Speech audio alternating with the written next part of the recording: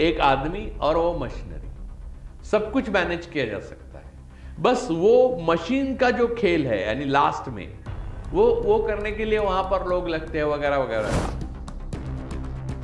पर क्या हो गया, महाराष्ट्र में उन्होंने लोकसभा चुनाव में जो किया था वो कम पड़ गया। तो पिछली बार चाय में शक्कर कम पड़ने की वजह से चाय थोड़ी फीकी हो गई, इसलिए इस बार शक्कर ज्यादा डाली गई।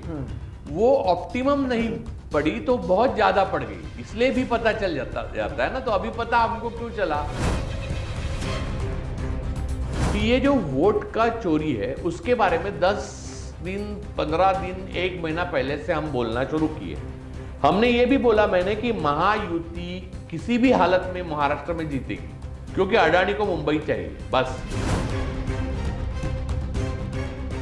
दोस्तों नमस्कार और आप सभी का एक नए एपिसोड में बहुत बहुत स्वागत है। मेरा नाम है सोहित मिश्रा। महाराष्ट्र में अभी चुनाव हुए, चुनाव के नतीजे आए और ये नतीजे ऐसे थे जो शायद किसी ने इसकी अपेक्षा नहीं की थी। और जब मैं कहता हूं किसी ने नहीं, तो उसमें जो जीत कर आए हैं बीजेपी, एकनाथ शिंदे की शिवसेना और अजित पवार की एनसीपी, वो भी इसमें शामिल है। शायद उन्होंने भी इसकी अपेक्षा नहीं की थी। लेकिन ये नतीजे कैसे आए? क्या इन नतीजों पर भरोसा किया जा सकता है? इसका मतलब क्या है? और महाराष्ट्र की जीत क्या वाकई जरूरी थी भारतीय जनता पार्टी के लिए? ये तमाम सवाल लगातार बरकरार हैं।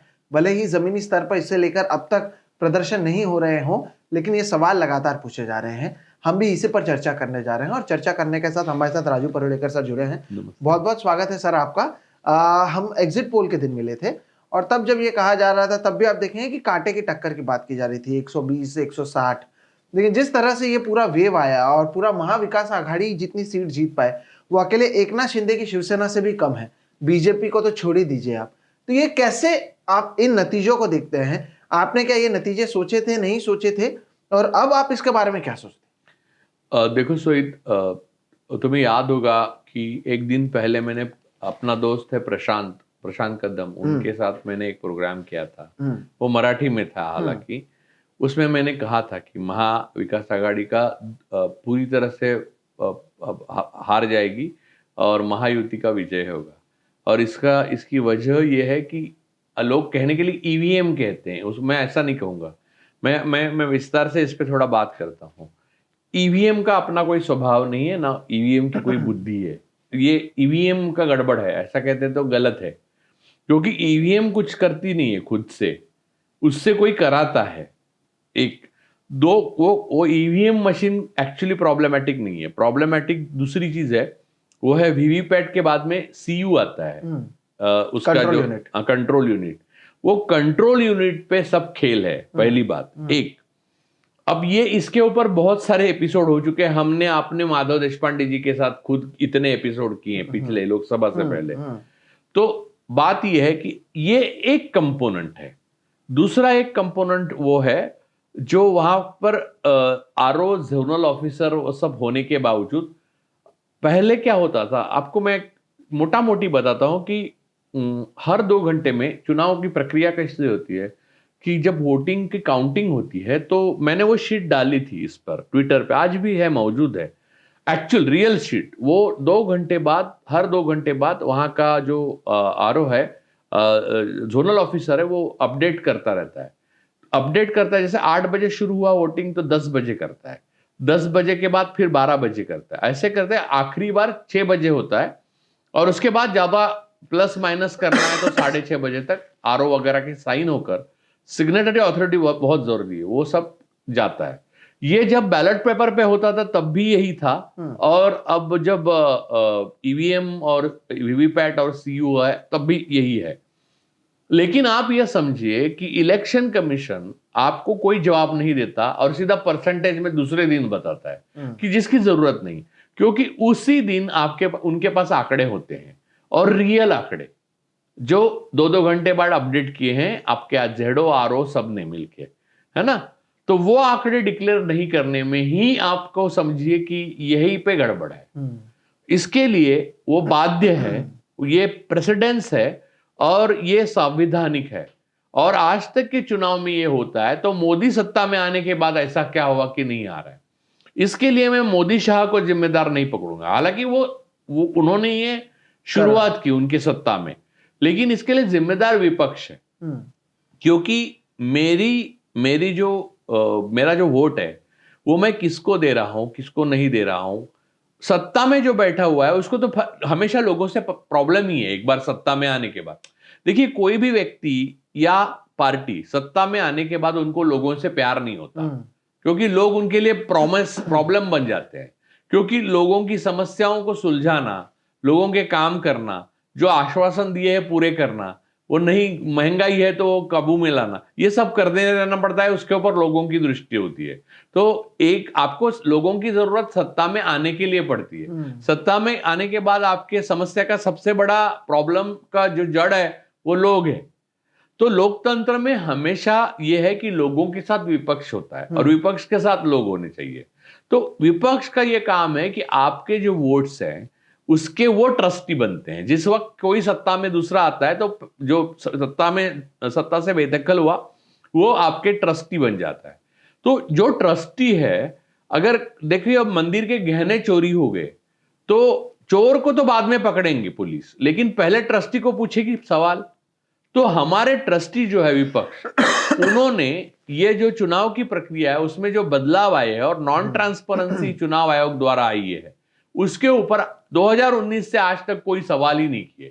सवाल किए, लेकिन देखो सोहित, तुम्हारा और मेरा एक रोल है ये लोकतंत्र में, जो पत्रकार का है, एनालिस्ट का है। हम लोग अपने ट्विटर पे लिखते हैं, हम लोग एपिसोड करते हैं, हम लोग बात करते हैं, हम लोग लोगों को एजुकेट करते हैं, यानी इस प्रणाली के बारे में शिक्षा देते हैं, या फिर ये घोटाले हुए हैं तो वो उजागर करते हैं। लेकिन उसके बाद का काम है विपक्ष का। तो विपक्ष क्या करता है, वो भी वही करता है। मैं देखता हूं जयराम जी भी वो ट्विटर पे हैं, अब बाकी सारे श्रीनेत जी भी ट्विटर पे हैं, राहुल जी भी ट्विटर पे हैं, और वो मुझे उससे कोई आपत्ति नहीं, उनका ट्विटर पे होना जरूरी है, क्योंकि हमको पता चलता है बायलैटरल कम्युनिकेशन का एक अच्छा साधन है। लेकिन हमारी मर्यादा यहां खत्म होती है, लेकिन उनकी मर्यादा वहां से शुरू होती है। उनको शुरुआत वहां से करनी चाहिए, लेकिन फिर संसद से सड़क तक उनको लोगों को लेके जाना चाहिए। तो हमारे वोट्स का जो बर्बादी हो रही है, हमारे वोट जहां गए हैं वहां नहीं जा रहे हैं। अब नहीं कैसे जा रहे हो, मैं आपको 10 चीजें बताता हूं। वो सारी चीजें जो हो रही है उसके लिए विपक्ष जिम्मेदार है, क्योंकि वो सड़क नहीं पकड़ रहा है, ना संसद में लड़ सकता है। तो अभी तक इंपीचमेंट होना जरूरी था 2019 की। देखिए अब आपको बताता हूं कि ये चोरी क्यों हुई, महाराष्ट्र में वोटों की चोरी हुई या नहीं हुई, कि इसका एक लाइन में जवाब चाहिए तो हुई, खत्म। अब कैसे हुई, अब देखिए ना, नांदेड़ में लोकसभा का उपचुनाव हुआ, उसमें एक उम्मीदवार कांग्रेस का जीतता है, भले कितने भी वोटों से जीते, तो बड़ी वोटों के फर्क से सारे विधानसभा कैसे, उसी वो लोकसभा कॉन्स्टिट्यूएंसी में लोग पागल हो गए क्या? यानी वो वोटर उसी टाइम पे ऐसे वो क्या पियानो दबाने गया था वहां पर कि ठीक से बजे, तो वो गलत है। ये एक छोटा उदाहरण दिया। इवन जो विपक्ष के चुन के आए हैं, आप समझ लीजिए, वो बहुत लकीली आए, 150, 100, 1000 ऐसे वोटों से आए हैं। इसके विपरीत जो सत्ता में आए हैं उनके लाखों के वोटों से आए हैं। तो ये जो है वो बेसिक प्रॉब्लम, एक कंपोनेंट बताता हूं, एक एक कंपोनेंट हम बताते हैं। और ऐसा नहीं है कि ये जो सत्ता में 2014 में आए बीजेपी, उसके बाद ये एक कंपोनेंट का इस्तेमाल नहीं करते। लोगों को क्या लगता है सिर्फ ईवीएम का घोटाला है, नहीं। पहले तो ईवीएम के बारे में आप समझिए कि ईवीएम के आपका वोट सीयू में आता ही नहीं, आपका वोट वीवीपैट में जाता है, फिर एक बार वो सीयू में जाता है। तो सीयू में यानी सेंट्रल यूनिट में जो बदलाव लाया गया, एक उसका बैटरी जो है वो कई लोग बोलते 99% रहा। तो इसका मतलब या तो वो पहले से प्रोग्राम करके लाए गए हैं, या फिर आइन वक्त पर वो बार कोडिंग के सेम बना के रखे रिजर्व में और वो रख दिया। वो मुमकिन क्यों हुआ? क्योंकि आपका खुद का वोट गया ही नहीं है वहां। समझिए, वहां पर चेंज करने के लिए दूसरा मौका है, आपको प्रोग्रामर को दूसरा मौका मिलता है वीवीपैट की वजह से। एक बीच में वीवीपैट है और सीयू है, फिर कंट्रोल यूनिट में जो वोट आते हैं वो आपका वोट आपको, यानी आपका पहला संवैधानिक हक क्या है सोहित? आपने जिसको वोट दिया है उसको वो वोट गया है, उसका आपको पक्का यकीन हो। वो सीयू के माध्यम से होगा ही नहीं। मैं दर्शकों को बता देता हूँ क्या है कि मैं यहाँ पर सोचिए 1 नंबर का बटन दबाता हूँ, नंबर करेक्ट, पूरा बताइए। अब मैं जब वीवीपैट में देखता हूँ तो वो 1 नंबर मुझे दिखाई दे रहा है, वो पर्चा फटकर गिरता है। लेकिन आप कह रहे हैं कि वीवीपैट से जो कंट्रोल यूनिट में आया था वो किसी को दिखाई नहीं देता और वहीं पर पूरा खेल होता है। इस पर हमने माधव देशपांडे के साथ में मुझे लगता है 2 या 3 वीडियोस किए हैं, 1-1 घंटा लोगों को समझाया और इसकी वजह से हमारे चैनल को भी डिमोनेटाइज किया गया। फिर भी हम बोलते रहे, लेकिन विपक्ष नहीं। और हाँ, चुनाव आयोग इस बात से डरता है कि ये बात सबके सामने है, और नीचे वो कंटेक्स्ट नीचे ये यूट्यूब का जो ये एपिसोड, इसके एक बार तो ये हुआ था कि पाकिस्तान की इलेक्शन के बारे में कुछ था, उसके नीचे भी चिपका दिया था अपने चुनाव आयोग ने। इतना डर है। चुनाव आयोग इतना नॉन ट्रांसपेरेंट क्यों है? क्योंकि कई सवाल है जो लोग पूछना चाहते हैं जिसके जवाब उनके पास नहीं है। लेकिन चुनाव आयोग की गलती नहीं है, फिर विपक्ष को ये उनको जवाबदेह बनाना है। अगर नहीं बना सकते तो इनसे रेसिग्नेशन लेना चाहिए, उनको घिराव करना चाहिए। ये सारे जो लोकतंत्र में जो इस्तेमाल किया जा सकता है, हमारे वोट के जो ट्रस्टी है वो विपक्ष विफल रहे हैं। हम जो करते हैं वही वो करते हैं, यानी जर्नलिस्ट बन गए हैं वो। और ये क्या बोलते हैं कि गोदी मीडिया है। गोदी मीडिया का कोई असर ही नहीं है लोगों पे। अब लोग पैरेलल मीडिया ही देखते हैं, तो लोगों तक पहुंच रहा है। जो मैं मुझे महाराष्ट्र के ऐसा विश्वास रखो तुम, ऐसा प्रदेश नहीं जहां से फोन नहीं आए। और यहां तक कि जोनल ऑफिसर्स, रिटर्निंग ऑफिसर्स और वहां के जो डिस्ट्रिक्ट मैजिस्ट्रेट, ऐसे कितने सारे लोग हैं जिनका नाम नहीं बता सकते, लेकिन वो चाहते हैं कि लोकतंत्र बचे, जो चाहते हैं कि संविधान बचे, जो जानते हैं कि ये झूठ है। अब ये कंपोनेंट जो है अलग अलग, जैसे कि गर्ग साहब ने वो जिसके ऊपर बहुत सारा अध्ययन किया अभी महाराष्ट्र इलेक्शन, 76 लाख वोट्स। अब आज वायर में वो आया है 5,04,000 वोट। तो 5 लाख वोट, तो ये 5,000 वोट एक 100 कॉन्स्टिट्यूंसी तो ऐसे ही अफेक्ट करते हैं। तो 76 लाख का वोट का मतलब ये होता है कि 26,000 वोट एक कॉन्स्टिट्यूंसी के लिए बटता है। तो एक साथ नहीं बटा, तो कई लोगों को 1-1 लाख 1.5 लाख से जीत चुके हैं बीजेपी, शिंदे सेना और अजीत दादा वाले। तो अब ये जो सारी बातें हैं वो बातें जिस लेवल पे हैंडल की गई है, जो उसमें फॉरेन हैंड भी हो सकता है और भी चीजें हो सकती है, इसके लिए बहुत ही एडवांस्ड मशीनरी और बहुत, एक आदमी काफी है, एक रूम, एक आदमी और वो मशीनरी, सब कुछ मैनेज किया जा सकता है। बस वो मशीन का जो खेल है, यानी लास्ट में वो करने के लिए वहां पर लोग लगते हैं वगैरह वगैरह। अब वो 45 दिन भोसरी के गोदाम में सारे ईवीएम रखेंगे, वो उसका कुछ फायदा नहीं है, क्योंकि वो सीयू यूनिट वो है जो हमें बाद में अब जो पता चला है रिजल्ट, वो नहीं है जो हमने वोट दिए हैं। जरूरी नहीं कि वो हो, जरूरी नहीं कि वो हो। तो बात ये है सोहित कि ये लोग जिस आत्मविश्वास के साथ आगे आ सकते थे, उस आत्मविश्वास के साथ आगे आ नहीं सके। इसकी वजह है फेल होने वाले लड़के को अचानक बोर्ड में आ गया, अगर अपने बाबा के पूरे इन्फ्लुएंस की वजह से, तो लड़का डर जाता है थोड़ा वो, क्योंकि उसको लगता है कि यार पहले सवाल ववाल पूछेंगे लोग तो क्या जवाब दूं, मैंने तो पढ़ाई नहीं की थी, मुझे तो टेक्स्ट बुक ही नहीं मालूम। तो अब ये लॉजिक लगाने के लिए कुछ उनके इंटेलेक्चुअल्स बैठे हैं कि लाड़की बहन योजना और ये कुछ भी नहीं, इतना बड़ा विजय, यानी मोदी चरम पे थे।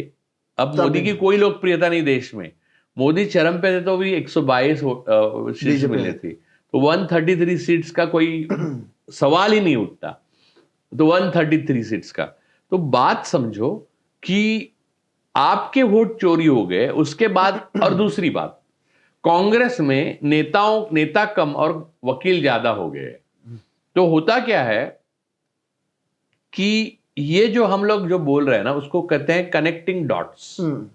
कोई भी वॉर में डिकोडिंग करते हैं जब कोड का, या समझते हैं बात को, सामने चोरी हो रही है, तो आप डॉट कनेक्ट करते हो और फिर उसके ऊपर काम किया जाता है।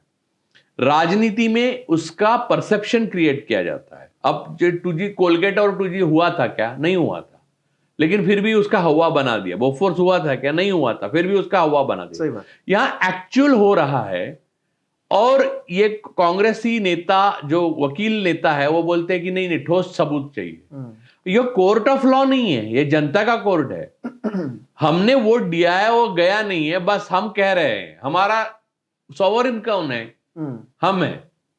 तो बात यह है कि ये वकालत कर रहे हैं जो, एक तो जुडिशरी आपको अगर ठोस सबूत चाहिए तो ईवीएम और वीवीपैट और सारी चीजों को एक साथ टैली करने का हमें अनुमति दे दीजिए। वोट और हमारे जो वीवीपैट के जो कागज है पर्चा और सीयू का जो वोट फाइनली आता है उसको टैली करके दिखाओ आपको, वो 100%। नहीं, लेकिन यहाँ पर नहीं, दूसरी बात यहाँ पर खत्म नहीं होता। दूसरी बात, हमें एक्चुअल नंबर में 7 बजे रोज शाम को बताओ, जैसे पहले बताते थे इलेक्शन कमीशन, वो नहीं बता रहे हो आप। आपको ठोस सबूत, उल्टा आप हमसे क्यों मांग रहे हो ठोस सबूत? मुझे इस बात से आश्चर्य होता है कि जो आला कमान है, कांग्रेस की हो, शिवसेना उबाठा की हो या शरद पवार साहब हो, अब शरद पवार साहब खुद बोल रहे हैं कि एक राज्य दे देते, एक राज्य दे देते। इसका मतलब आपको समझा क्या? इसमें ये एक ठोस वो है। मैंने मयूर जानी साहब के साथ इंटरव्यू किया, उसमें ये बात बोली है। देखो, सेकंड वर्ल्ड वॉर में एनिग्मा नाम का जो डिकोडिंग कोड को डिकोड किया गया, जर्मन क्या करते थे कि कोड लैंग्वेज में मैसेज भेजते थे और उस हिसाब से यू बोट्स जाते थे, और यू बोट्स बड़े खतरनाक थे। वो एक नया इन्वेंशन था जर्मनी का। तो नासी के यू बोट जो फैले हुए थे अटलांटिक से पैसिफिक तक, वो सारे समुद्र के शिप्स को डुबा रहे थे। तो वो इसलिए उसको पकड़ में नहीं आ रहे थे क्योंकि यू बोट्स अलग ही स्टाइल से चलते थे, उनका पता ही नहीं चलता था। तो उसका कोड लैंग्वेज भी एकदम अलग था। तो कोड लैंग्वेज को डिकोड करने के लिए यूके को, इंग्लैंड को 3 साल लगे। अब 3 साल लगने के बाद 3 साल बाद उन्होंने डिकोड कर दिए वो। अब उसके बाद उन्होंने क्या किया, वो यहां इंपॉर्टेंट है अपने उदाहरण के लिए, समझाने के लिए लोगों को। उन्होंने क्या किया कि अपनी जो शिप्स है वो 70% बचाए, लेकिन 30% डूबते रहने दिए। क्यों मालूम है? क्योंकि अगर 100% बचा लिए गए तो जर्मन समझ जाएंगे कि डिकोड कर दिया गया, वो कोड बदल देंगे। समझ गए? तो वही थियरी है। जम्मू कश्मीर आपको दे दिया, हरियाणा ले लिया, महाराष्ट्र आपको दे दिया, महाराष्ट्र ले लिया, झारखंड दे दिया। तो आप, और जब लोकसभा आती तो लोकसभा ले लिया। तो ये बात जो है, ये कोई नई थियरी नहीं है। हमेशा आप जब डिकोड करते हो या ऐसी टाइप के फ्रॉड करते हो या किसी फ्रॉड को ओपन करते हो, तो आपको ये समझना चाहिए कि वो 100% नहीं करता कोई, वो 100%। इस बार क्या हो गया, महाराष्ट्र में उन्होंने लोकसभा चुनाव में जो किया था वो कम पड़ गया। तो पिछली बार चाय में शक्कर कम पड़ने की वजह से चाय थोड़ी फीकी हो गई, इसलिए इस बार शक्कर ज्यादा डाली गई। वो ऑप्टिमम नहीं पड़ी तो बहुत ज्यादा पड़ गई, इसलिए भी पता चल जाता है ना। तो अभी पता हमको क्यों चला, क्योंकि ये तो हो ही नहीं सकता ना, एंटी इनकम्बेंसी 10 साल की, ये वो सब के बाद समझ लीजिए कि इवन महायुति जीत भी जाती, समझ लीजिए। तो 150 वगैरह होता तो एक सेंसिबल आंकड़ा था। जिस आंकड़े से वो जीते हैं, वो जो बहुमत है, वो क्लियर कट पता चलता है कि ओवर कॉशियस होके इन्होंने वो जो खेल खेलते हैं ईवीएम सीयू के साथ, वो खेला गया। और वो ओवर कॉशियसनेस की वजह से जो एक्चुअल रियल नहीं लगते ऐसे फिगर आए। तो आप देखेंगे कि पहले दिन जब विजय मिली, उसके बाद दूसरे दिन आज तक पूरा महाराष्ट्र शॉक में है। कहीं पे कोई और सेलिब्रेशन तो आपको बीजेपी में नहीं दिखा, क्योंकि आप फेल होने वाले लड़के हैं, आपको पिताजी ने मेहनत करके बोर्ड में लाया, तो आप थोड़ी सेलिब्रेट कर सकते हैं। आपके अंदर भी कॉन्फिडेंस होना चाहिए ना सेलिब्रेट करने के लिए। आपको मालूम है आप फेल्यूर है, आपने भूगोल नहीं पढ़ा है, ना इतिहास पढ़ा है, ना गणित पढ़ा है, तो आप कहां से पास होने में मारामारी है, तो आप पहले कैसे आओगे बोर्ड में। लेकिन वो तो आपके पिताजी की हिम्मत है कि उन्होंने बोर्ड में पूरा वशीला चला दिया है। तो वो जो दो है, जिस एक के लिए ये सब किया गया, वो दो ने ये खेल किया। लेकिन प्रॉब्लम क्या है मैं बताता हूं। प्रॉब्लम इलेक्शन कमीशन है। इलेक्शन कमीशन जो शपथ लेते हैं वो शपथ संविधान को देते हैं, लेकिन वो उनकी लॉयल्टी क्योंकि उनके फाइल बने हुए हैं सीबीआई के। मैंने कल एक डिप्टी कमिश्नर का फाइल डाला हुआ है, वो उनके 25,000 का रोशनी के एक्ट के अंडर जम्मू कश्मीर में वो पकड़े गए। 25,000 करोड़ 25,000 करोड़ सॉरी 25,000 करोड़ का। तो वो ऐसे लोगों को पकड़ते हैं, उनको इलेक्शन कमिश्नर बनाते हैं, फिर वो वल्नरेबल है, वो ओथ तो कॉन्स्टिट्यूशन की यानी संविधान की लेते हैं, लेकिन वो ईमानदार रहते हैं मोदी शाह के प्रति, और फिर ये खेल चलता रहता है। लेकिन ये खेल चलने के लिए लीडर ऑफ ऑपोजिशन भी उतने ही जिम्मेदार है। लीडर ऑफ ऑपोजिशन यानी सिर्फ राहुल गांधी नहीं, राहुल जी कोशिश करते हैं, लेकिन राहुल जी की कोशिश काफी नहीं है, वो 1% है और 99% उसमें चाहिए। लोग रास्ते पे आए और जीते, ऐसा कब हुआ? किसान आंदोलन में हुआ, क्योंकि उसमें विपक्ष नहीं था। तो लोग क्या बोलते हैं मालूम है? अब मुझसे जो कम्युनिकेट करते हैं, सर आप कुछ अब मत लिखो, कुछ मत बोलो। मैं बोला क्यों भाई? सर वो कांग्रेस और बीजेपी मिले हुए हैं अंदर से। ये लेवल पे लोगों का विश्वास आ गया है, क्योंकि आपका ट्रस्टी अगर आपके गहने हमेशा चोरी होने लगे तो आप सोचेंगे कि ट्रस्टी भी चोरी में भागीदार है।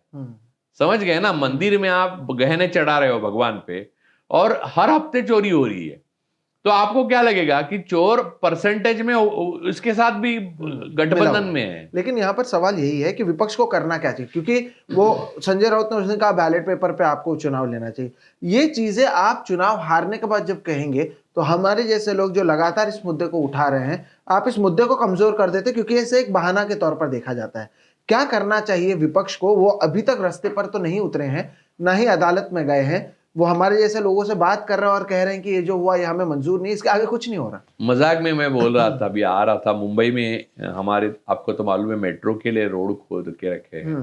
मैंने बोला सड़कों को खोद के रखा है इसलिए विपक्ष रास्ते पे नहीं उतर रहा है फिलहाल। तो ये मजाक है, लेकिन विपक्ष को किसान अगर अपने हक के लिए लड़ सकता है रास्ते पर आकर, और अग्निवीर के लिए लोग लड़ सकते हैं, फिर शाहीन बाग के मामले में लड़ सकते हैं, तो विपक्ष को लड़ना ही चाहिए। आपको एक बात बताऊं मैं सोहित, विपक्ष इतना इंसेंसिटिव है कि संभल में जिस तरह से मुसलमानों की हत्या की गई व्यवस्था द्वारा, उसके ऊपर नेता विपक्ष और बाकी विपक्ष के नेताओं को आधे घंटे का बयान देना चाहिए प्रेस के सामने, पूरा बढ़ के बयान देना चाहिए। यह सारी चीजें नहीं हो रही है, इसका मतलब लोगों को शक हो रहा है, जो मिली भगत है विपक्ष और बीजेपी की, मोदी शाह अडानी अंबानी ये लोग, तो ये मिली भगत है, ये सच लगता है मुझे भी अब। क्योंकि अगर इस तरह से आप इंसेंसिटिविटी दिखा रहे हो अपनी जनता के प्रति, सत्ता पक्ष दिखा रहे, तो हम तो जानते ही है वो फैसिस्ट है, लेकिन आप भी उस फैसिज्म का हिस्सा। देखिए विपक्ष इस वोटों की चोरी का सॉल्यूशन नहीं रहा, वो प्रॉब्लम का हिस्सा बन गया। अब जिस तरह देखिए, मैंने आपको याद होगा कि मैंने फिर से एक बताता हूं कि प्रशांत के सामने नहीं, मैंने लिखा भी था ट्विटर पे, मैंने 1000 बार कम से कम ट्वीट होंगे मेरे कि ये वोट चोरी हो रहा है और इस तरह से हो रहा है, ये 17C फॉर्म को या इस, मैंने, आपको विश्वास नहीं होगा, 2 दिन पहले सबको पूछा कि 17C फॉर्म, मुझे क्या पड़ी है, मुझे क्या फर्क पड़ेगा? देखिए मैं ना मुसलमान हूं ना मैं किसी अन्य जात का हूं, आपको भी क्या फर्क पड़ेगा? आप भी ब्राह्मण हैं, मैं भी ब्राह्मण हूं, मैं भी हिंदू, तो अपने लिए तो आ गया हिंदू राष्ट्र, खुश होना चाहिए। तो मुझे ट्रोल कर रहे वो बहुजन है, मुझे ट्रोल कर रहे वो मुस्लिम है, मुझे ट्रोल करने वाले लोग जो हैं उनके लिए मैं नहीं बोल रहा हूं, मैं संविधान, सिर्फ उनके लिए नहीं, संविधान के लिए, इस देश के लिए, इस देश के लोकतंत्र को जो खतरा है, मोनोपोली होने का खतरा है, यानी इस देश के उद्योगपतियों के लिए भी हम बोल रहे हैं, क्योंकि मोनोपोली हो जाएगी तो उद्योगपति भी सब मर जाएंगे, लेकिन वो खुद नहीं बोल रहे हैं और विपक्ष तो बिल्कुल नहीं बोल रहा है। अब प्रॉब्लम यहाँ ये है सोहित, कि ये जो वोट का चोरी है उसके बारे में 10 दिन 15 दिन 1 महीना पहले से हम बोलना शुरू किए। हमने ये भी बोला मैंने कि महायुति किसी भी हालत में महाराष्ट्र में जीतेगी, क्योंकि अडानी को मुंबई चाहिए बस।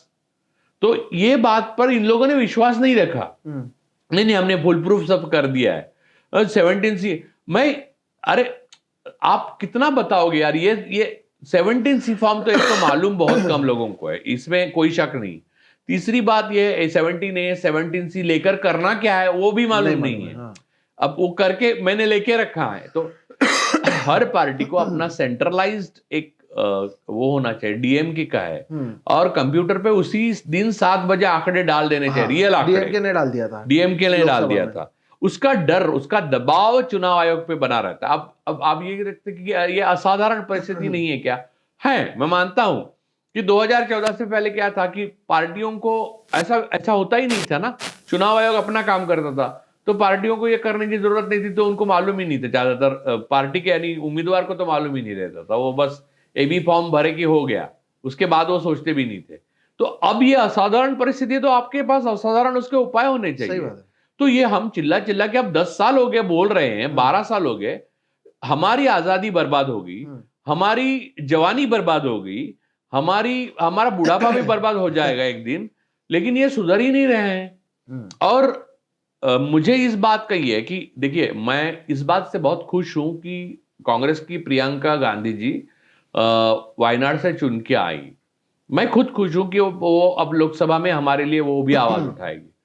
लेकिन महाराष्ट्र में जिस तरह की झूठी हार हुई उनके पार्टी की, उस दिन वो सेलिब्रेट करना नहीं बनता था। क्योंकि देखिए, प्रियंका जी के लिए एमपी बनना कौन सी बड़ी बात है, उनके लिए तो पीएम बनना भी कोई बड़ी बात नहीं है। तो नहीं होनी चाहिए। एमपी तो मैं भी बन सकता हूं, आप भी बन सकते हैं, थोड़ा सा कॉम्प्रोमाइज करना पड़ेगा। आपको तो मालूम है किसके साथ क्या कॉम्प्रोमाइज करना पड़ेगा। तो वो बात अगर है तो उस वक्त महाराष्ट्र में उनका आना, यहां पर देखना, यहां पर लोगों को उत्तेजन देना और लोगों के साथ रहना, गांव-गांव के लोग जो हिल गए हैं अंदर से, उनको इकट्ठा करना, उनको रास्ते पे उतारना, चुनाव आयोग को जवाबदेह बनाना, ये सारी चीजें नहीं करनी चाहिए, इमीडिएटली करनी चाहिए। ये कभी तो बंद होना चाहिए था। मैंने ये हरियाणा के बाद बोला था कि यही महाराष्ट्र में होगा और फिर से यही है, प्रेस कॉन्फ्रेंस लेंगे पवन जी और खत्म हो जाएगा। पवन जी बस बेचारे बोलते हैं और राहुल जी बोलते हैं, तो वो बस बोलेंगे, लेकिन उसके बाद क्या करना है? कुछ नहीं होता। कुछ नहीं होता। 9 खत लिखे जयराम जी ने चुनाव आयोग को, सिर्फ खत ही लिखते नहीं। अब तो वो आगे जाके इतिहास बनेगा, तो उस खत, वो किताबों में खत आ जाएंगे।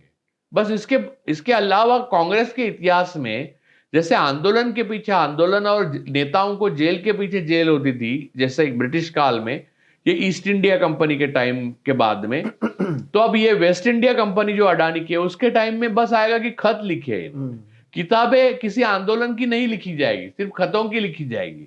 ये क्या शर्मनाक नहीं है?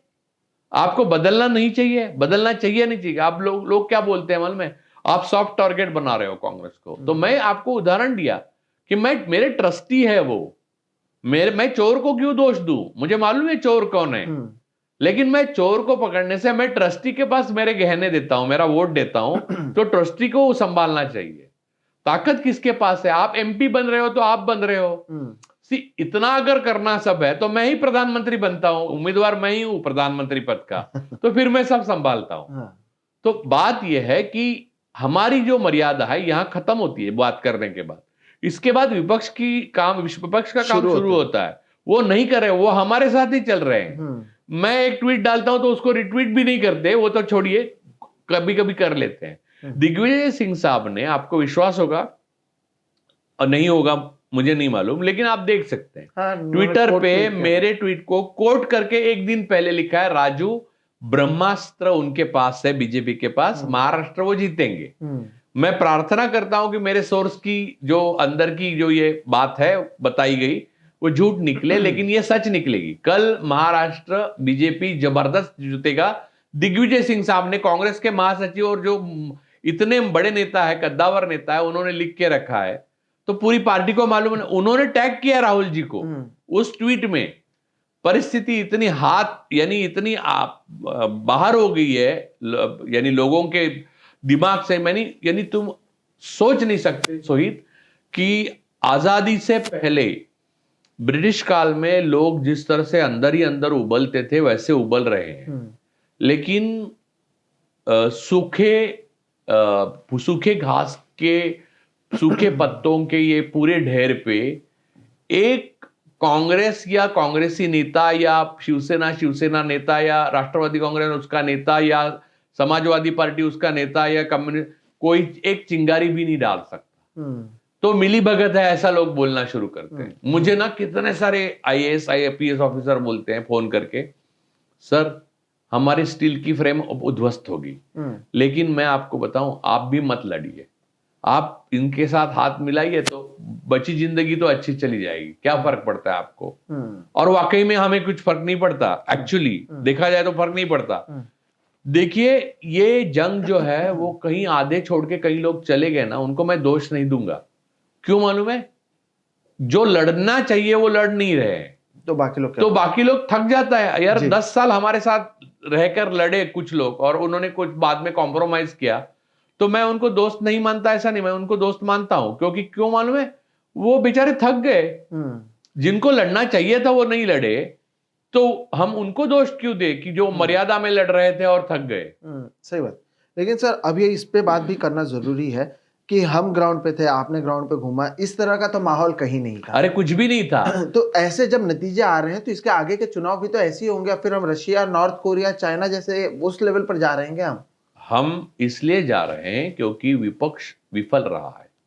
विपक्ष की कमजोरी क्या करना चाहिए विपक्ष को?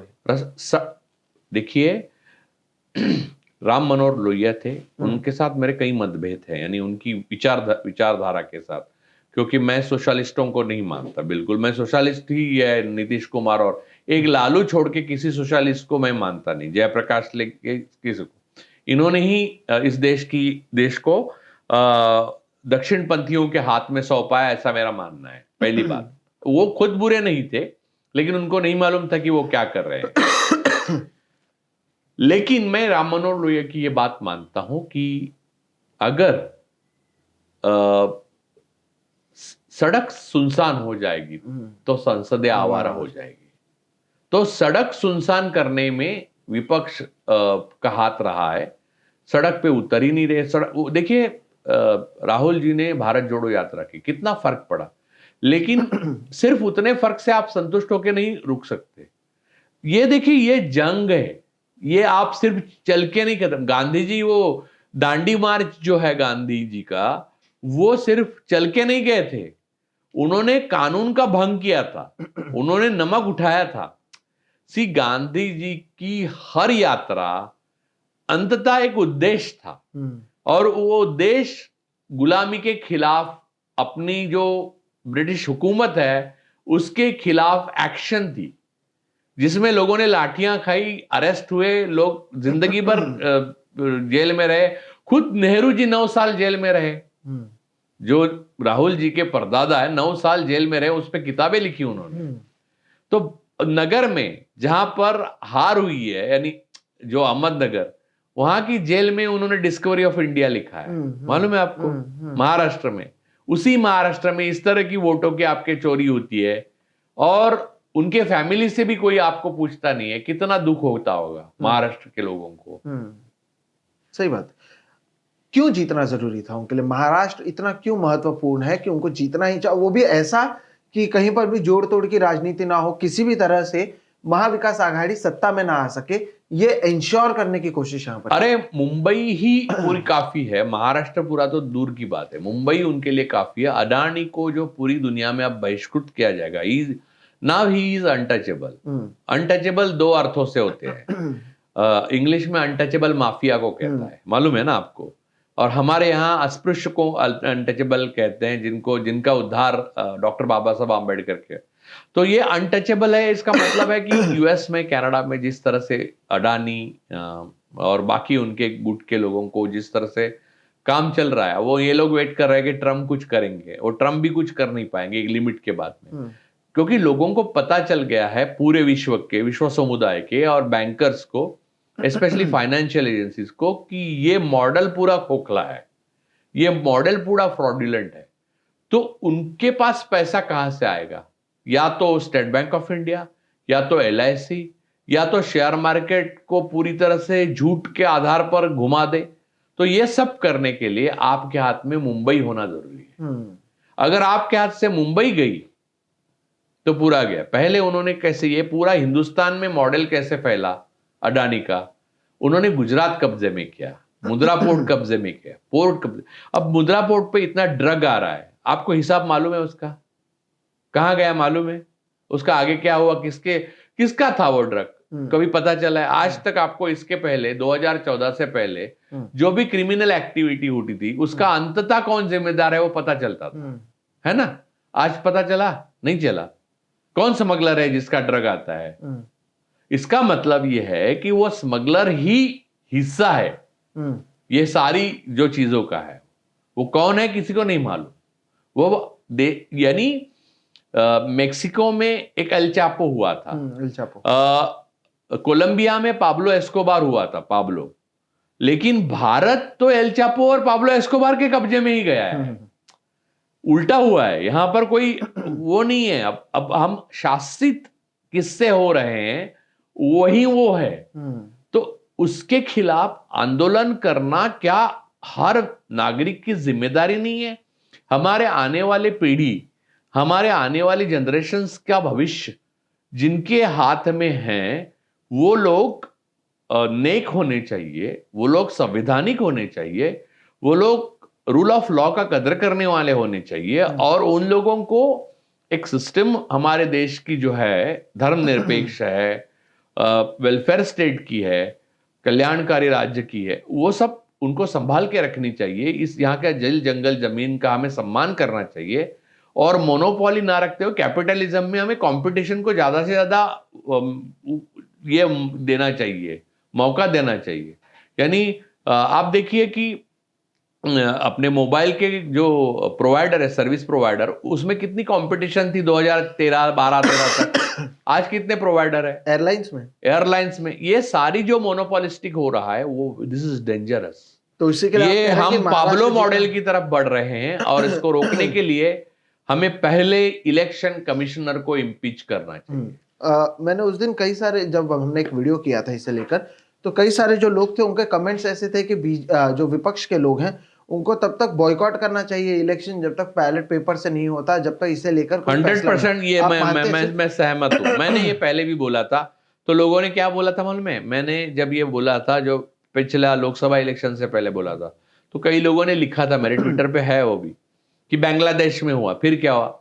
बांग्लादेश में हुआ तो उसका असर हुआ। क्या होता है कि आप कुकर की सीटी निकाल देते हो तो कुकर फटता है, तो फटने देना चाहिए। देखिए, ये प्रकृति का नियम है। सृष्टि में भी जब ज्वालामुखी बहुत ज्यादा नीचे गर्म हो जाता है, फट जाता है, फटने देना चाहिए।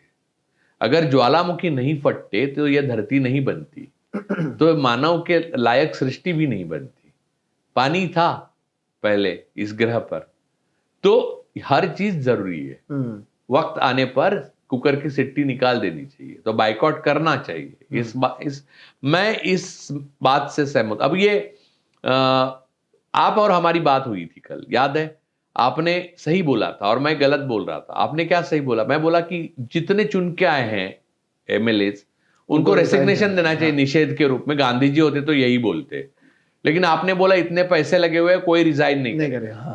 आपकी बात सही है। बाद में मैंने सोचा, सोने से पहले, मैं सोता हूं बहुत लेट, पढ़ता बैठता हूं, तो 3 बजे तक मैं सोचता रहा कि नहीं यार, कोई नहीं रिजाइन करेगा, क्योंकि सोहेब ठीक बोल रहा है, क्योंकि इतने पैसे लगे हुए हैं।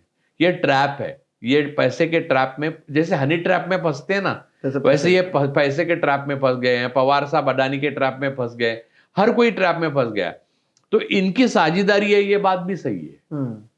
ठीक, लेकिन इसमें सबसे बड़ा नुकसान ये हुआ है कि जो वोटर्स हैं उनका चुनाव पर से ही भरोसा उठ गया। अब अगली बार आप देखेंगे, नहीं, मैं अगली बार मैं आपको बताता हूं, मैं खुद मैं लोगों का नहीं, मैं लोगों को आह्वान तो करूंगा उस वक्त, मैं खुद वोटिंग नहीं करूंगा। मैंने पिछली बार सोचा था, लेकिन मैंने कहा इस बार नहीं करते, इस बार महाराष्ट्र है अपना, मुंबई का सवाल है, ये वो। लेकिन इसका कोई मतलब नहीं है। मेरे ट्रस्टी जो है, जिस भगवान को मैं गहने चढ़ा रहा हूं, ये है ना, वो ट्रस्टी ही अगर चोर को शामिल है तो मैं क्यों चढ़ाऊं भगवान को? वो भगवान को पहुंच ही नहीं रहे हैं, वो गरीब की तरफ भी नहीं जा रहे हैं। तो मैं ट्रस्टीज को ही मानता हूं दोषी।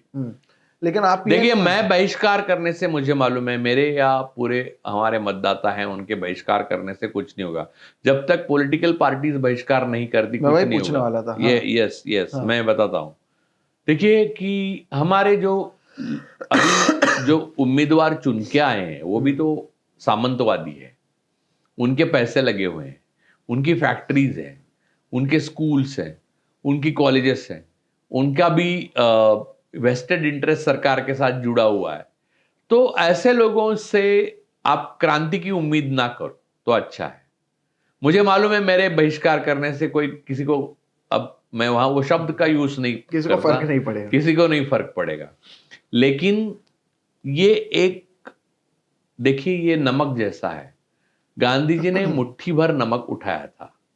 गांधी जी को लोगों ने बोला आपका नमक उठाने से क्या होगा।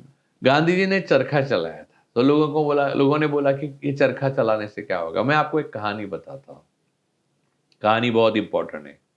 ये है विनोबा भावे जी की। वो कोलू होता है ना जो बैल पीसता है, यानी एक्चुअली जनरली बैल। तो विनोबा के आश्रम में एक बार जयप्रकाश नारायण चले गए, तो विनोबा वो कोलू खींच रहे थे।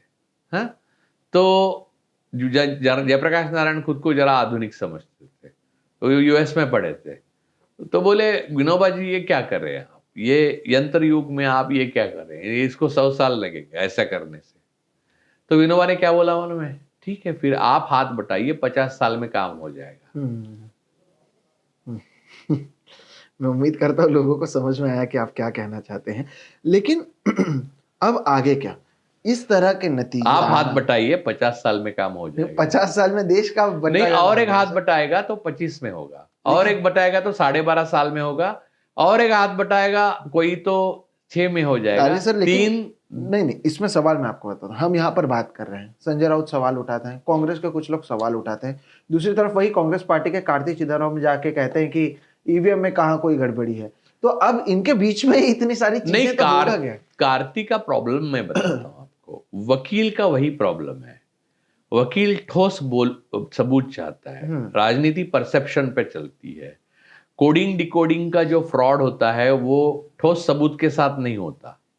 कार्ति को मालूम होना चाहिए, जहां ईवीएम के मामले में एलॉन मस्क का ज्यादा सुनना चाहिए कार्ति चिदम्बरम से, बराबर। उसने बोला कि ये हैक हो सकता है, एक बात। दूसरा, कार्ति चिदम्बरम को मैं चैलेंज करता हूं कि आप यूपी में जाके खड़े रहो और ये करके बताओ क्योंकि वो तमिलनाडु से आते हैं, तो ईवीएम को अपना खुद का कोई वो नहीं है आपके खिलाफ। जैसे ईवीएम बेसिकली बहुत गुस्सा हो चुकी है, सीयू बहुत गुस्सा है, वीवीपैट को गुस्सा आया है राहुल गांधी पे या कांग्रेस के खिलाफ है ईवीएम, ऐसा थोड़ी है। ईवीएम कार्ति चिदम्बरम के खिलाफ कभी नहीं थी। उसको हैंडल करने वाले जो लोग हैं वो अगर उत्तर की गाय पट्टे से आते हैं, उत्तर से आते हैं, और वहां बीजेपी प्रभावित हो पूरा शासन संस्था, और इलेक्शन कमिश्नर, डिप्टी कमिश्नर, फिर जेडो, फिर आरओ, सबको आप मैनिपुलेट कर सकते हैं, तभी ये ईवीएम को मैनिपुलेट कर सकते हैं। कार्ति सुरक्षित है क्योंकि वो तमिलनाडु में है, तो उनको पता तब चलेगा जब जाके खासा जगह पे। देखिए राहुल की भी हार हुई है कहीं, वो राहुल की हार नेचुरल नहीं थी 2019 अमेठी में। लेकिन ये सारी चीजें मैं कांग्रेस के इन नेताओं को नहीं बताना चाहता, क्योंकि वो लोग उन लोगों में से हैं जो कोर्ट में जाके वकालत करके करोड़ों रुपए कमाते हैं और हमको ज्ञान बांटते हैं। हमारे वोट लेते हैं, चुन के आते हैं और फिर हम ही को ज्ञान बांटते हैं। इन लोगों से क्रांति नहीं होने वाली। ये वो लोग हैं जो सिस्टम का हिस्सा है, जो सिस्टम हमें शाम की जगह पाब्लो दे रही है। लेकिन हमने इतनी विपक्ष की बात की, हमें सत्ता की भी बात करनी चाहिए कि ये कितना इनको लालसा है सरकार में आने का, कि साम दाम दंड भेद सब चीज का इस्तेमाल कर लिया। जैसे कि मैं लोगों को यही कहता हूं कि आप देखिए 2.5 साल में शिवसेना बनाम शिवसेना में असली शिवसेना कौन सी है बताया नहीं, एनसीपी बनाम एनसीपी में असली एनसीपी कौन सी है बताया नहीं। जो 16 विधायक जिसमें एकनाथ शिंदे शामिल थे उनकी अपात्रता डिस्क्वालिफिकेशन वाला मामला है, उसमें कुछ हुआ नहीं। 2022 में बीएमसी चुनाव होने थे, उस समय उद्धव ठाकरे का बहुत अच्छा समय चल रहा था, इन्होंने वो चुनाव नहीं लिया। 2.5 साल हो गए, महाराष्ट्र की जितने महानगर पालिकाएं हैं कहीं पर कोई चुनाव नहीं होता है। इसके अलावा हम देखते हैं कि डीवाई चंद्रचूड़ की ओर से जिस तरह के बयानबाजी दिया जाता है कि इतिहास हमें कैसा याद रखेगा, यही सारी चीजें तो आपने की वो इतिहास क्या, उसको एएनआई के स्मित प्रकाश को इंटरव्यू दे रहे हैं, वो याद रखेगी वो। मैं एक बात बताता हूँ, लेकिन ये नहीं नहीं, सत्ता के ये सारी चीजों के बारे में भी हमने चर्चा आपके करी। सवाल का जवाब कार्तिक चिदम्बरम का ही जवाब है। हाँ। देखिए, अब अपना संविधान डॉक्टर बाबा साहब आम्बेडकर और वो पूरा संविधान सभा ने तैयार किया है, फुल प्रूफ है, जैसे ईवीएम फुल प्रूफ है, बराबर। तो संविधान का कोई स्वभाव नहीं है, संविधान ने तो ये नहीं कहा है कि अन्याय करो, तो अन्याय जुडिशरी के बैठे हुए लोग करते हैं। अरुण मिश्रा एक के पीछे एक 8 जो डिसीजंस है वो अडानी के पक्ष में देता है, तो ये संविधान में तो बाबा साहब ने तो नहीं लिखा है। सही बात है। या इंटरप्रिटेशन ऑफ लॉ जो है या एप्लीकेशन ऑफ माइंड है, वो इस तरह की मोनोपोली को सपोर्ट नहीं करता। हाँ। लेकिन जुडिशरी करप्ट है और अपनी संपत्ति को डिक्लेयर नहीं कर रहे हैं इस पे वेब पोर्टल पे, तो ऐसे करप्ट जुडिशरी से आप अपेक्षा करते हो कि वो संविधान की रक्षा करे, तो आपका वहम है। तो आप ये मानकर चलो कि जैसे ईवीएम एक मशीन है, वैसे संविधान एक किताब है। चलाने वाले लोग अगर नालायक हो, ये डॉक्टर बाबा साहब ने कहा था, कोट, तो आप कितना भी लायक संविधान बनाओ, देश लायक चलेगा नहीं, देश नालायकी पे ही चलेगा। तो यही हो रहा है। अब आगे का आप 5 साल कैसे देखते हैं महाराष्ट्र? मैं 5 साल वगैरह देखता नहीं हूं। अडानी का जो पतन है उसके साथ भारत की आजादी का नया सूरज उगेगा, लेकिन सिर्फ वो काफी नहीं है। सक्षमता विपक्ष में होनी चाहिए और उनको वो दिखानी चाहिए, उनको वो सिद्ध करनी चाहिए, और वो सड़कों पे सिद्ध होगी, वो लड़ाई में सिद्ध होगी। वो संविधान के लिए कितना लड़ सकते, जैसे किसान अपने हक के लिए लड़े, किसान अपने कानून के 3 कानून के खिलाफ जिस तरह से लड़े, उस तरह से विपक्ष अगर संविधान के लिए और ये झूठे इलेक्शंस के खिलाफ लड़ सके तो हम मानेंगे कि हमारे आजादी की ये विपक्ष रक्षा कर पाया। नहीं तो ये एक अंधा युग ऐसा रहा है जहां विपक्ष भी विफल और नाकाम था और लायक नहीं था इस संविधान के लिए और बाबा साहब और नेहरू जी के सपने के लिए, ये मानना पड़ेगा। लेकिन एक सवाल है आपसे ये कि क्या आपको लगता है विपक्ष करे, आपसे किसी ने पूछा क्या करना चाहिए, क्या हो रहा है, ये एक्सपेक्टेड था नहीं था? मुझे आप विपक्ष मान के अगर पूछते हो तो मैं ये मुमकिन है कहूंगा, लेकिन मेरा वो रोल नहीं है, तो अभी मैं उसका जवाब ये दूंगा कि मेरी मर्यादा जहां तक है वहां तक मैंने जवाब दे दिया है। बिल्कुल। तो दर्शकों देखिए, आज हमने चर्चा इसलिए इन मुद्दों पर की क्योंकि ये महत्वपूर्ण मुद्दे थे जहां पर आप समझ सकते हैं कि ऐसा कुछ जो जमीन पर किसी पत्रकार को नहीं देखा। मतलब हो सकता है कि मैं गलत रहूं, हो सकता है राजू सर गलत हो, हमारे अलग अलग जिले में जितने पत्रकार हैं, मैंने हर एक पत्रकार से पूछा, किसी ने कहा इस तरह का वेव कहीं पर एक्सपेक्टेड नहीं था। बड़े बड़े लोग, पूर्व मुख्यमंत्री पृथ्वीराज चौहान, संगमनेर से आने वाले बाला साहेब थोराट, यशोमती ठाकुर, ऐसे तमाम बड़े लोग, कोरोना काल में जिन्होंने स्वास्थ्य मंत्री थे यहाँ के राजेश टोपे, ऐसे लोग जिन्होंने लोगों की जिंदगी बचाई, वो बड़े बड़े मार्जिन से हार रहे हैं जो शायद अपेक्षित नहीं था। ऐसे में सवाल लगा, नांदेड़ में लोकसभा कांग्रेस जीती और क्योंकि लोकसभा पे कंसंट्रेशन नहीं था, हाँ, विधानसभा पे कंसंट्रेशन था पाबलो का, इसलिए विधानसभा ठीक हुई। तो ऐसे जब नतीजे सामने आते हैं तो कहीं ना कहीं सवाल उठना लाजमी है। अब इन सवालों का जवाब देगा कौन? हम विपक्ष से उम्मीद कर सकते हैं, इसलिए हमने हमारी सारी निराशा जो है वो यहाँ पर रखी है। बात यह हो चुका है कि नतीजों के आने के बाद ना विपक्ष की ओर से कोई बड़ा बयान या बड़ा कदम उठाया गया, ना टीवी चैनल पर ये सारी चीजें दिख रहे हैं। मैं और राजू सर पहले भी बात करते आए थे, आगे भी बात करते आए हैं, और जब तक पत्रकारिता करेंगे हम बात करते रहेंगे। लेकिन क्या इससे लोकतंत्र इसी तरह से चलता रहेगा? ये एक अहम सवाल है। भविष्य क्या होगा? क्या अब जो चुनाव है वो बस एक फॉर्मेलिटी बनकर रह जाएगा? क्या लोगों का इस पर से विश्वास उठ जाएगा? इस तरह के लगातार बड़े सवाल मौजूद हैं, और इसे लेकर कम से कम हमने आज जो चर्चा की, जो राजू सर ने तमाम उदाहरण दिए, उससे तो ये बात सामने आता है या समझ में आता है कि विपक्ष के पास कोई जवाब नहीं है, कोई रोड मैप नहीं है कि वो इसका सामना कैसे करे। और जब तक आपके पास कोई रोड मैप नहीं होता है तब तक शायद हर बड़े राज्यों में इसी तरह के हालात देखने मिलेंगे, जिसके वजह से लोकतंत्र पर इसका असर पड़ेगा। अब इसका भविष्य कैसा होगा, ये चर्चा हम पहले भी करते हैं, राजू सर आगे भी करते रहेंगे। एक आखिरी लाइन आपसे चाहेंगे कि लोग अभी इसके बारे में क्या सोचें? लोग जब ये वीडियो देख रहे हैं उनको क्या सोचना चाहिए? क्या एक गिव अवे आप देंगे लोगों को इस पूरे चर्चा का? आगे वो निराश रहें क्या मैं- करें, क्या होना चाहिए? मैं इतना ही कहूँगा लोगों को कि ये गांधी जी का देश है, गोडसे का नहीं है। यहाँ गोडसेवादी हावी हो गए हैं, ये सच है। तो गांधी जी के मार्ग पर चलकर लड़ने के लिए हमेशा तैयार रहे, इतना ही मैं लोगों से कहूँगा। बिल्कुल। वक्त आएगा, लोगों का भी वक्त आएगा, तो गांधी जी ने जो भी किया था वो सब करने के लिए तैयार रहे। बिल्कुल। हम आपको निराश नहीं करना चाहते थे और राजू सर की जो आखिरी लाइन थी उससे आप समझ जाएंगे कि आवाज उठाना, अपनी बात को रखना बहुत जरूरी है। हमारे ये चर्चे के जरिए हमने यही कोशिश किया और कम से कम उम्मीद करते हैं कि विपक्ष के लोग इसे देखें और समझें कि उनकी भूमिका कितनी बड़ी है। अगर आप अब भी नहीं समझ सकते हैं, तब केवल ईवीएम को दोष देकर आप ऐसे चुनावों का जो नतीजा आएगा उसे आप बदल नहीं सकते। बहरहाल बहुत बहुत शुक्रिया राजू सर, आप जुड़े और Thank आपने you. बातचीत की। ये बहुत महत्वपूर्ण मुझे लगता है चर्चा थी। कई लोग लगातार पूछ भी रहे थे कि राजू सर इस पर क्या कह रहे हैं, क्या बात कर रहे हैं। दर्शकों, वीडियो कैसा लगा जरूर बताएगा। अगर वीडियो पसंद आए तो इसे लाइक करें, दूसरों के साथ साझा जरूर करें, क्योंकि ऐसे जो मुद्दे हैं जिस पर विस्तार से चर्चा की गई है, ये लोगों तक पहुंचना बहुत जरूरी है। हमारी कोशिश है विपक्ष तक भी इसे पहुंचाने की।